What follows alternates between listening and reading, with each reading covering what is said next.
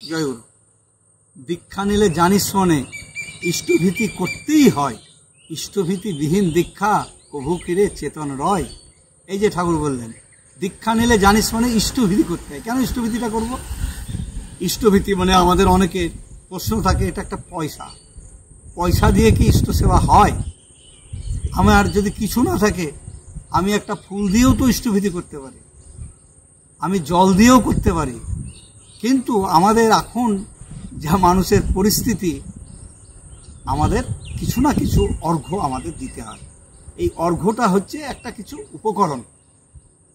যেমন আমরা ধরেন বাজারে যদি কিছু জিনিস কিনতে যাই, তাহলে কিন্তু আমাদের একটা অর্থ লাগে। তাহলে সেই অর্থটা দিয়ে আমরা কিন্তু বাজারে কোনো জিনিসগুলো কিন্তু কিনি। তাহলে সেইটাই যদি আমি একজনকে, আমি আমার প্রিয়পরমকে আমি আমার ভোগ দিচ্ছি, তাহলে তাকে যদি আমি তাকে সেই অর্ঘ্যটা দান করি, তাতে ক্ষতিটা কী আছে? সেই অর্ঘ্য থেকে তার ভোগ নিবেদন করা হবে, বা ইষ্টভীতির মাধ্যম দিয়ে যেটা জীবজগতের কল্যাণ হবে সেগুলোই করা যাবে, সে অর্থ দিয়েই করা হবে। কারণ সবসময় যে জিনিস দিয়ে হয় তা তো নয়।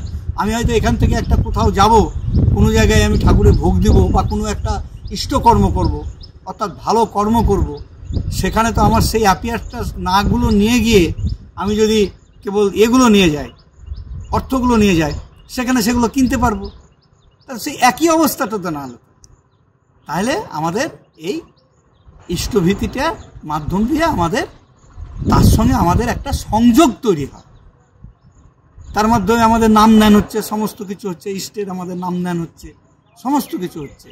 তাই ইষ্টকে যদি আমি আমার জীবনে প্রথম প্রভাতে, অর্থাৎ সূর্য ওঠার আগে, অরুণসার আগেই করিস রাত্রি শয্যা সকল ত্যাগ, ওই রাগের অনুরাগে করিস ইষ্টভীতির জাগ, এইটুকু যদি আমরা করতে পারি, তাহলে আমাদের কিন্তু লাভ আছে, তার সঙ্গে আমরা সংযুক্ত থাকতে পারবো। জয়।